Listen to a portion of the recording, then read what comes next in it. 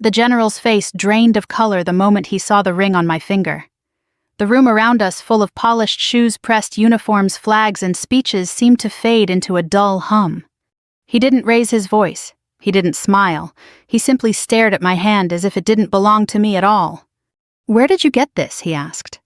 For a second I thought he was joking. Generals didn't react like that to cheap silver rings, but his eyes weren't curious. They were afraid. "It was my grandpa's," I said. "He passed away last month." The general swallowed hard. "We need to talk," he said quietly, "now." That was the moment I realized my grandfather, the man my own parents had let die alone, might not have been who I thought he was. My grandpa Thomas Hale was the quietest man I ever knew. He lived in a small, fading house on the edge of a sleepy Ohio town, the kind with cracked sidewalks and neighbors who'd lived there since the 70s. No fancy car, no medals on the wall, no stories about the war. If you asked him about his past, he'd smile politely and say, "That was a long time ago, sweetheart." Most people barely noticed him. My parents certainly didn't. To them, Grandpa was an inconvenience, a reminder of something they didn't want to think about. He didn't have money, he didn't have influence, he didn't have anything they could use.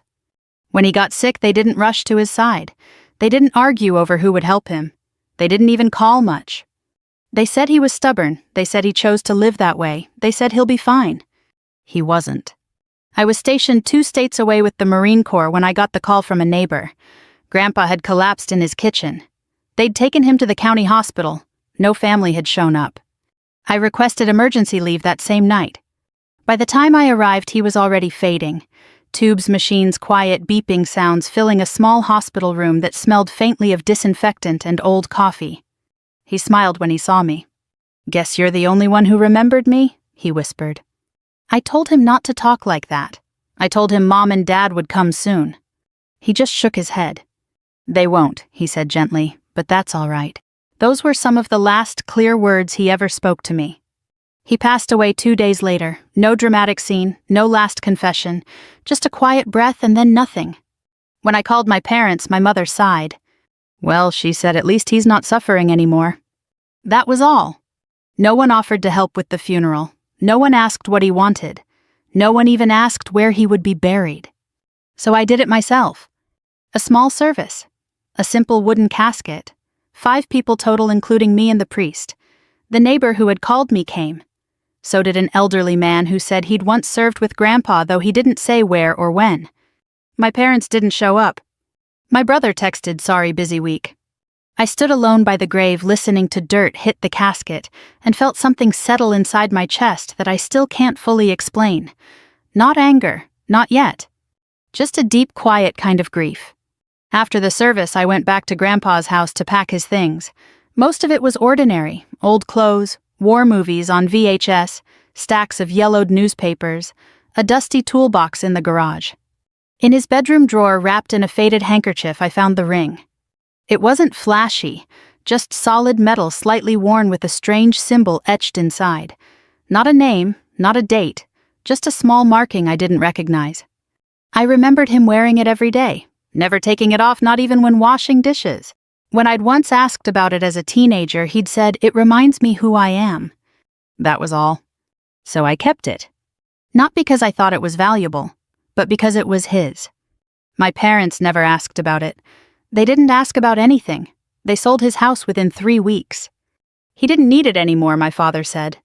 I moved on with my life, or at least I tried to.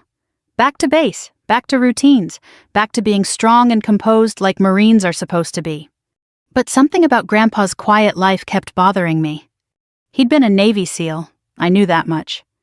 It was written on his old discharge papers tucked into a folder in the back of a cabinet. But beyond that, there was nothing. No photos, no records, no stories. It was like his entire military career had been erased. A few weeks later, I was invited to attend a formal military ceremony, an anniversary event honoring veterans. I went in uniform, polished boots, pressed jacket, the whole thing. I wore Grandpa's ring without thinking. It had become a habit.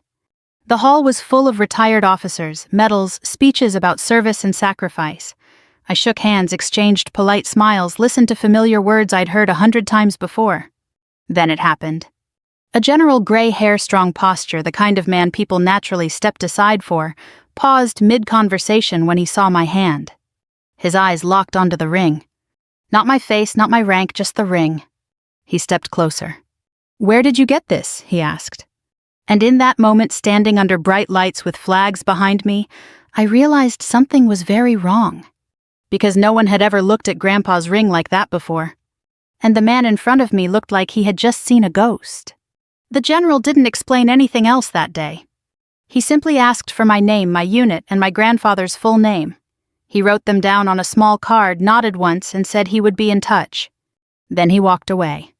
I stood there for a long moment, surrounded by applause and polite conversations, feeling like the only person in the room who had just stepped into a completely different reality. On the drive back to base, I kept glancing at the ring on my finger. The metal felt heavier than it ever had before. The symbol inside seemed sharper, somehow more deliberate, like it had been waiting for something. Or someone. I called my mother that night. "Do you remember Grandpa's ring?" I asked. There was a pause on the other end. Vaguely, she said. "Why?" A general recognized it. He acted like it was important. She laughed softly. "You're reading too much into things. Your grandfather liked pretending he was special." That word stuck with me, pretending. "Mom," I said carefully, "he really was a Navy SEAL." Yes, she replied. "In some minor unit. That was decades ago. It doesn't matter now." It mattered to him.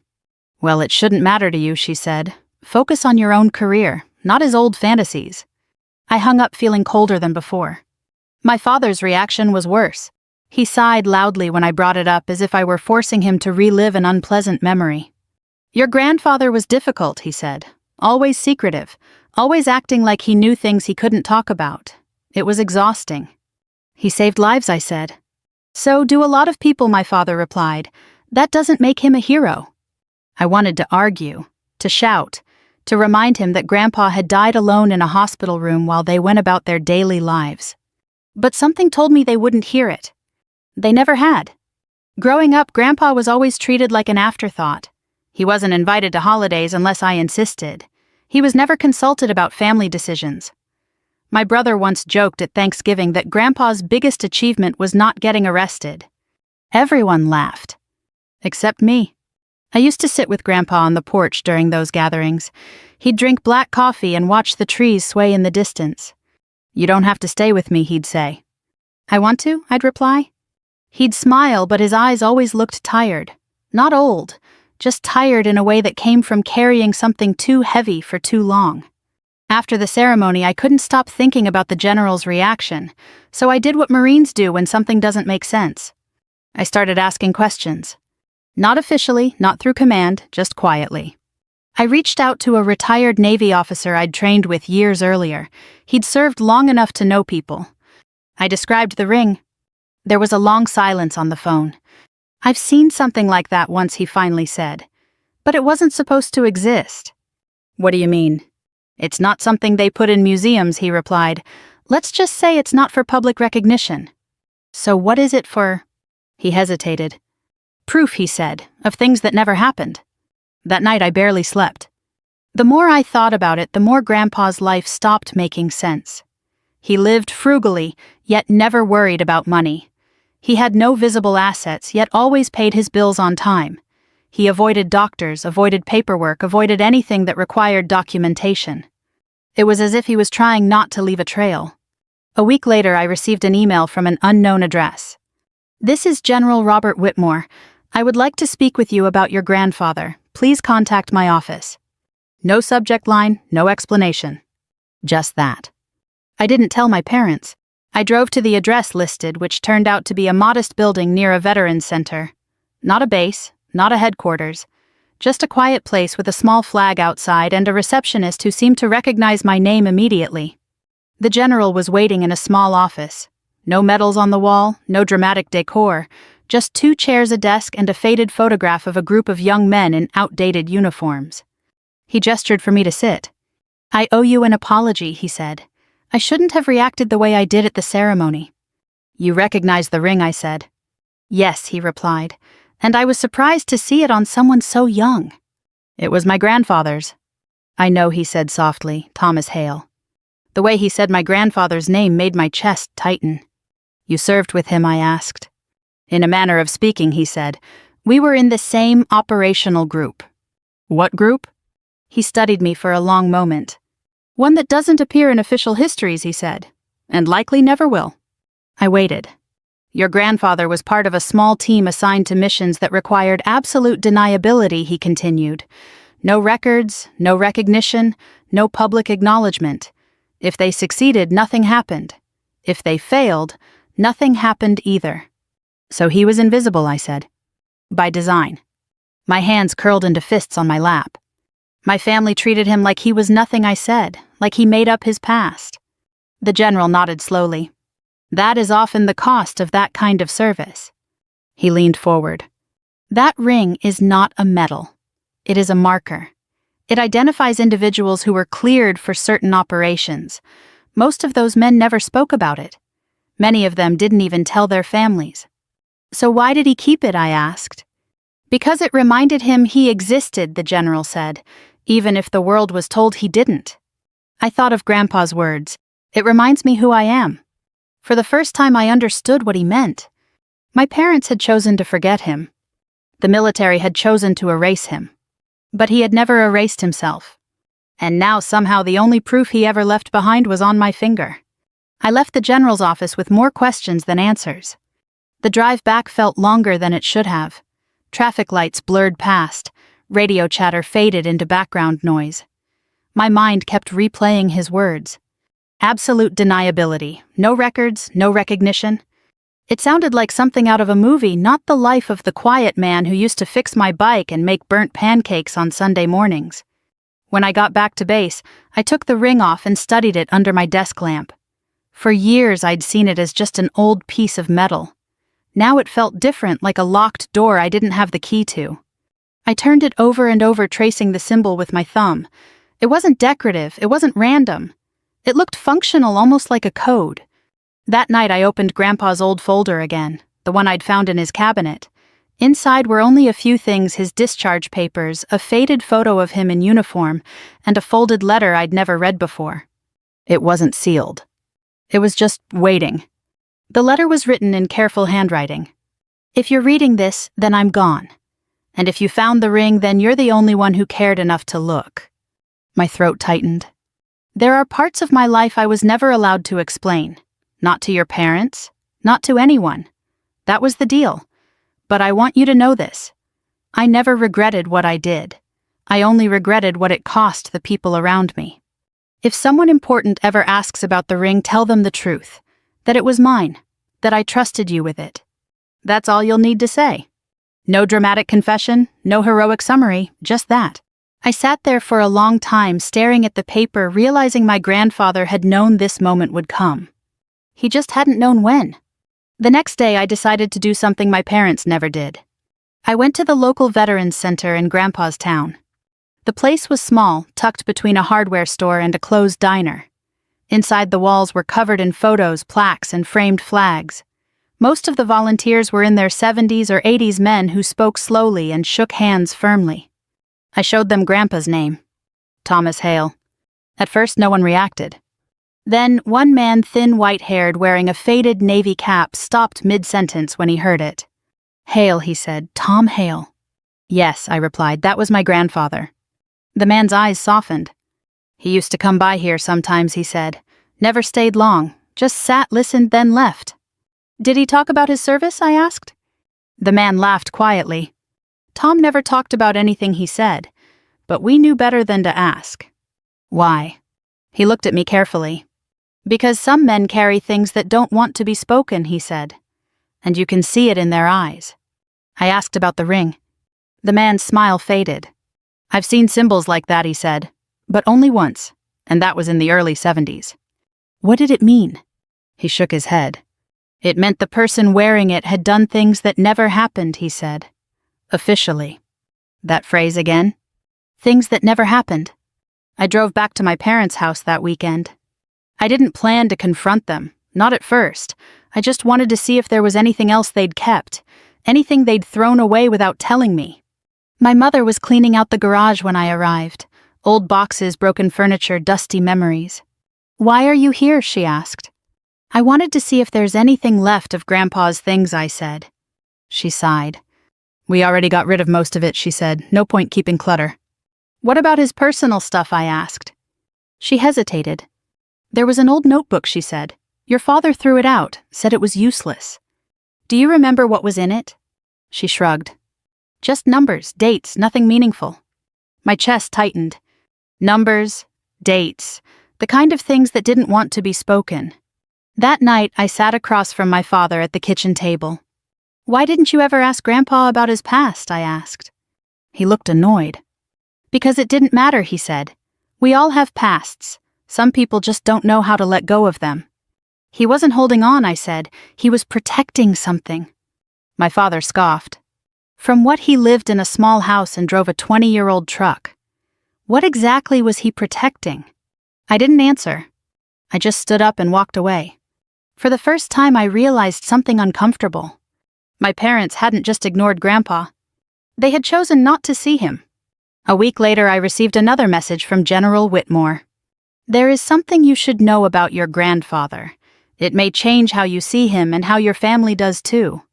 We met again, this time in a quiet conference room. He placed a thin folder on the table. "I can't show you classified documents," he said, "but I can show you what's been declassified." Inside were a few pages, redacted lines, blacked out names, but enough remained to paint a picture. Operations in Eastern Europe, counterintelligence missions, extraction of personnel under false identities. And one repeated phrase. "Primary operative TH?" "That's him," I whispered. The general nodded.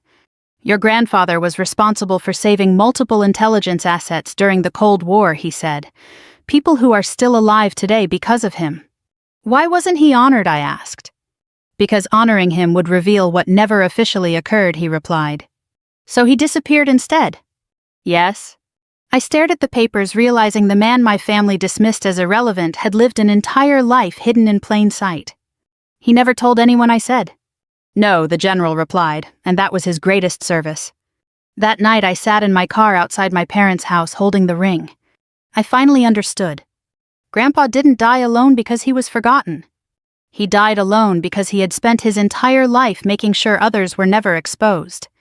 And the one thing he left behind wasn't wealth. It was truth. A truth my family had never wanted to face. And now neither could I ignore it. The ceremony had been scheduled months in advance. It was a formal military commemoration for retired service members, flags, speeches, honor guards, the kind of event meant to celebrate sacrifice in a clean, organized way.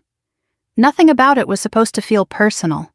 But for me, it felt like walking into my grandfather's shadow.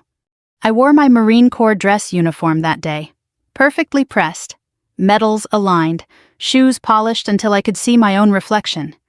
The kind of appearance my parents always said Grandpa never achieved. He could have been something my mother once said. He just never tried hard enough. Now I stood among rows of decorated officers and aging veterans, feeling the weight of those words settled differently in my chest. I kept the ring on. Not out of defiance, not out of pride. Just because it felt wrong to take it off. The hall was large with high ceilings and soft patriotic music playing in the background.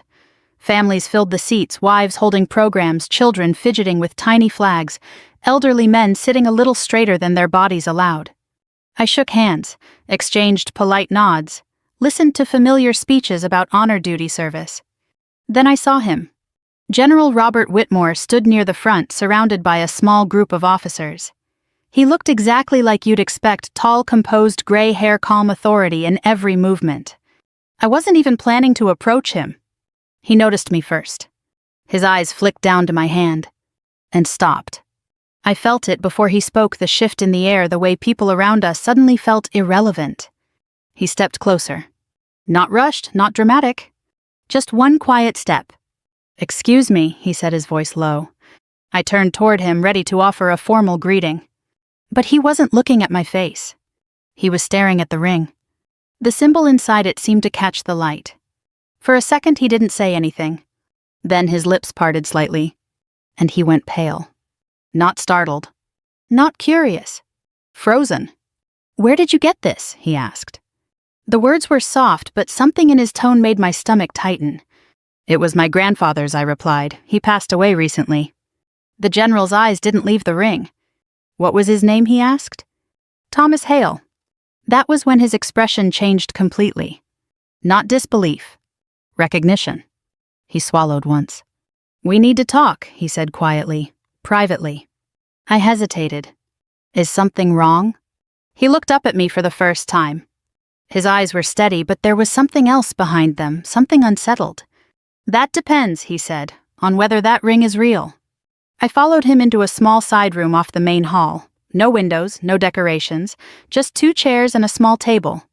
The sounds of applause and speeches faded into muffled echoes. The general closed the door behind us. For a moment he didn't speak. He just sat across from me studying the ring again. Your grandfather never talked about his service, did he? He asked. No, I said. He avoided it. The general nodded slowly. That sounds like him. You knew him, I asked. He paused. Yes, he said, but not in the way you're thinking. I waited. There are units within the military that do not appear in public records, he continued. They exist for situations that require plausible deniability. I'd heard that phrase before. But hearing it from someone like him made it feel heavier. Your grandfather was part of one of those units, he said, for over a decade. My heart began to pound. Then why isn't there any record of him, I asked. Because officially he never served there, the general replied. He was a ghost, by design.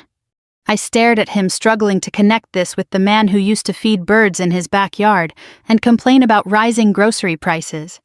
What does the ring mean, I asked. The general leaned back slightly.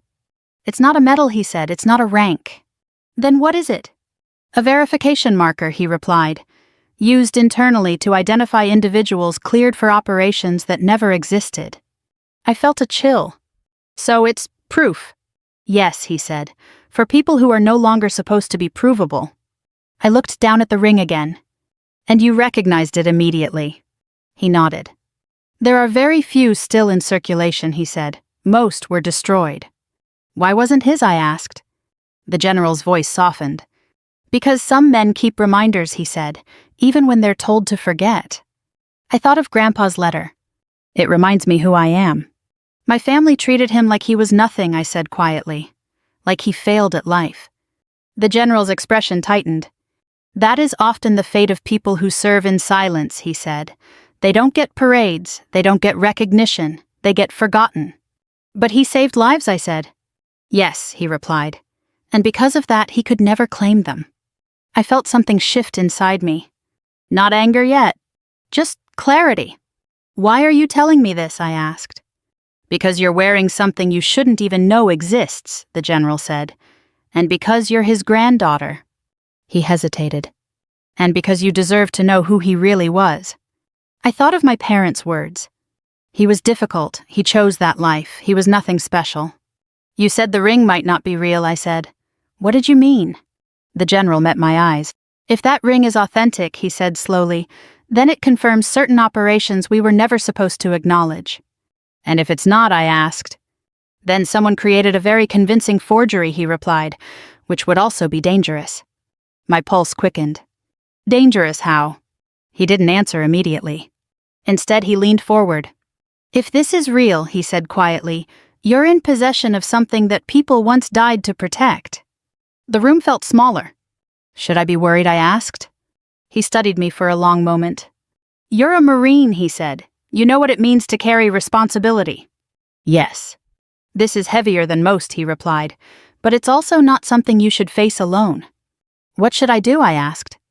Nothing yet, he said. Just don't talk about it publicly, and don't let it leave your possession. Why? Because some secrets don't stay buried when they resurface, he said. They attract attention. I nodded slowly. Thank you for telling me, I said. The general stood. There's one more thing, he added. Yes. He looked at the ring one last time. Your grandfather wasn't forgotten by everyone, he said, only by those who chose not to see him. Then he opened the door. The ceremony continued outside as if nothing had happened. Applause. Speeches. Flags waving gently. But for me, everything had changed. Because the quiet man my family dismissed as irrelevant had just been recognized by the highest authority in the room. And for the first time in my life, I realized my grandfather's greatest legacy wasn't his silence. It was the truth he left behind for me to uncover. I didn't tell my parents about the second meeting with the general. Not at first. Something told me they weren't ready to hear it, or maybe I wasn't ready to watch them dismiss it. Instead, I went back to Grandpa's house one more time before the new owners moved in. The realtor had given me a few hours to collect anything I wanted. The place was emptier than I remembered. Echoes where his voice used to be. Dust in the corners where his boots once sat. I walked through each room slowly. The kitchen where he used to make oatmeal every morning. The living room where he fell asleep in his chair with the news on. The small backyard where he fed birds and repaired broken tools instead of throwing them away. This time I wasn't looking for objects. I was looking for traces. In the bedroom closet behind a row of old jackets, I found a small metal box taped to the wall. It was the kind you'd use for documents, not valuables. No lock, no label. Inside were 3 things: a folded American flag, a list of names handwritten, and a small black notebook.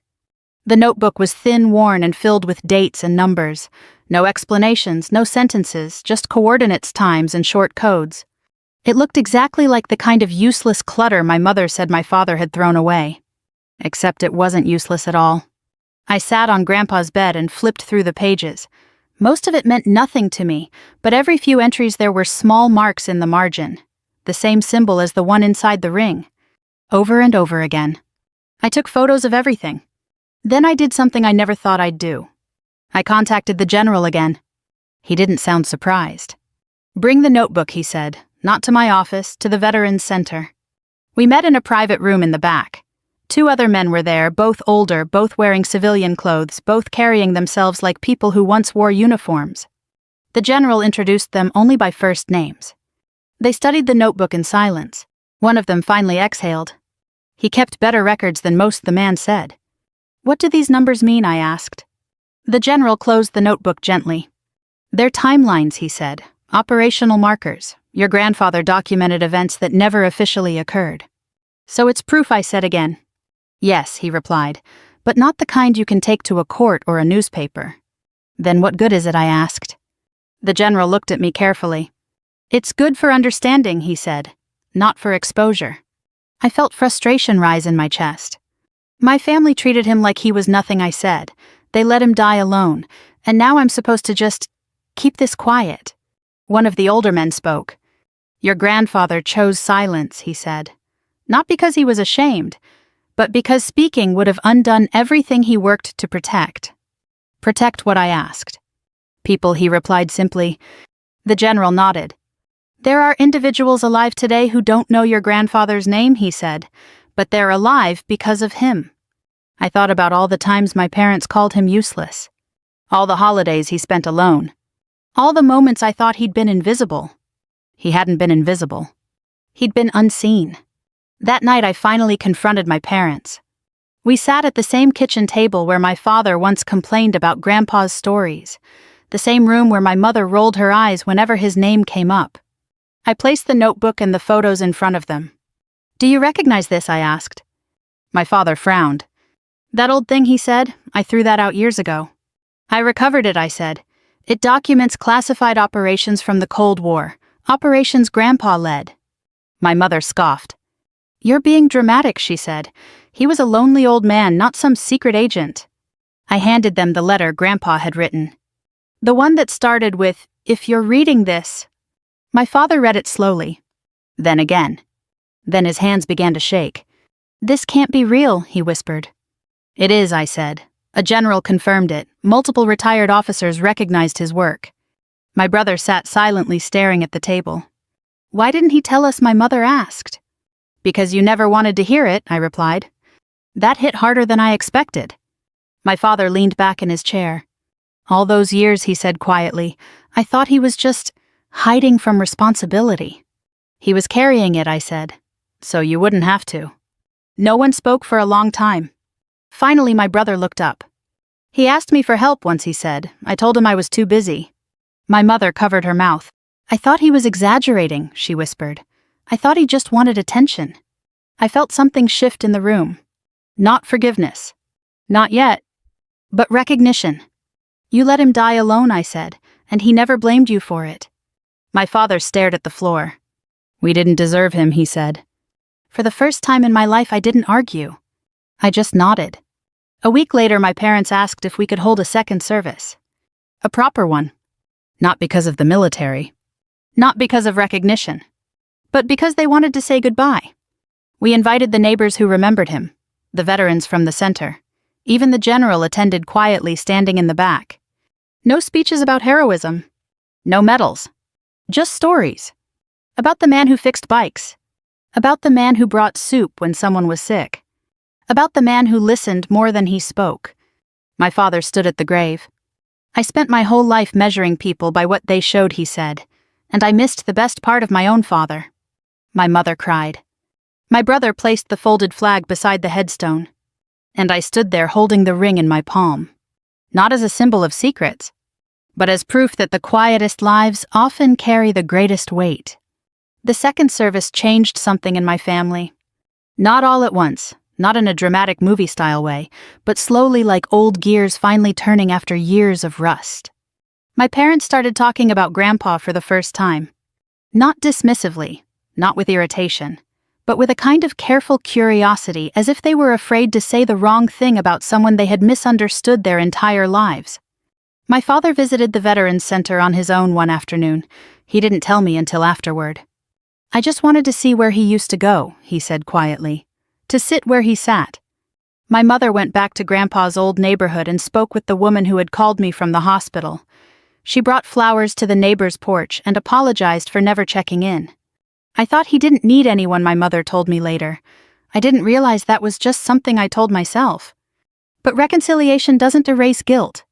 It just teaches you how to live with it. A few days after the second service, General Whitmore called me again. There's one more thing you should know, he said, about your grandfather's final years. We met at the same Veterans Center in the same quiet room. He brought a thin envelope this time. These are personal notes, he said, not official records, but they were shared with me by someone who served alongside him. Inside were letters. Not from Grandpa. To Grandpa. From men whose names I didn't recognize. Each one thanked him for something different. For helping them escape a country they would have died in, for protecting their families, for refusing to reveal their identities even under pressure. One line stood out in particular. You taught us that the hardest missions are the ones where no one ever knows you were there. I looked up at the general. Did he ever talk about being lonely, I asked. The general shook his head. He never complained, he said, but he once told me that the price of secrecy is isolation. I thought of all the holidays he spent alone. All the times he sat quietly while my family laughed around him. He knew what it would cost, I said. Yes, the general replied, and he paid it anyway. That night I confronted my parents again. Not with anger this time. With honesty. We sat in the living room, the same one where Grandpa had once fallen asleep in his chair. I don't blame you for not knowing, I said, but I do blame you for not trying. My father nodded slowly. I thought I was protecting myself from disappointment, he said. Turns out I was protecting myself from responsibility. My mother wiped her eyes. He never asked us for anything, she said. He asked for your time, I replied. You just didn't hear it. My brother spoke up. I used to think success meant being seen, he said. Now I'm not so sure. There was a long silence. Then my father said something I never expected to hear. I want to make this right, he said. I don't know how, but I want to try. So we did something small. We donated Grandpa's old house proceeds to a Veterans Assistance Fund. Not in his name, not publicly. Just quietly. The way he would have preferred. We started visiting the Veterans Center together once a month. My parents listened to stories, not heroic ones, just human ones. About men who missed their families, about regrets, about choices made in silence. And slowly my parents stopped talking about Grandpa as a mistake. They started talking about him as a lesson. One evening my mother asked me about the ring. Do you still wear it? She said. Yes, I replied. Does it scare you? She asked. I thought about it. No, I said. It reminds me to pay attention. She nodded. I wish I'd paid attention sooner. A few weeks later I received a letter from General Whitmore. He was retiring. In the envelope he included a final note. Your grandfather believed that the highest form of service was to leave the world better without needing credit for it. That belief is disappearing. Please don't let it. I placed the letter in the same metal box where I'd found Grandpa's things. That box no longer felt like a container for secrets.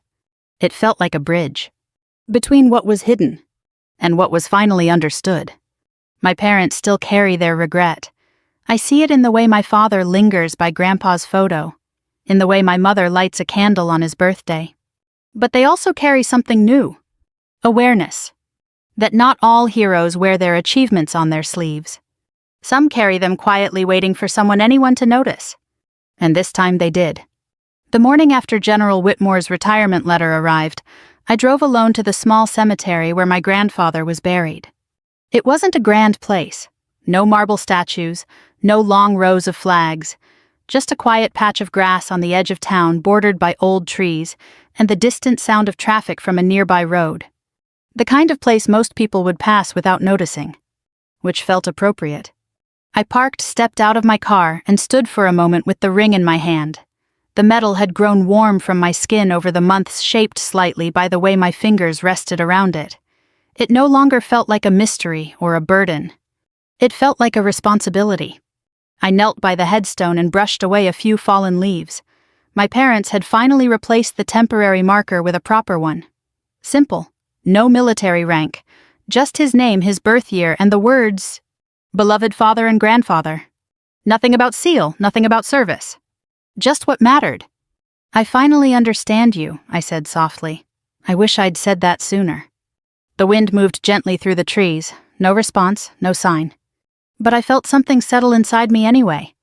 For most of my life, I thought strength meant being visible, being promoted, being recognized, being seen. That's what my parents believed too. They measured success in paychecks and titles. They raised us to chase achievements that could be displayed, framed, posted on walls. And Grandpa never fit into that world. He didn't talk about what he'd done. He didn't ask for thanks. He didn't demand attention. So my family assumed he had done nothing.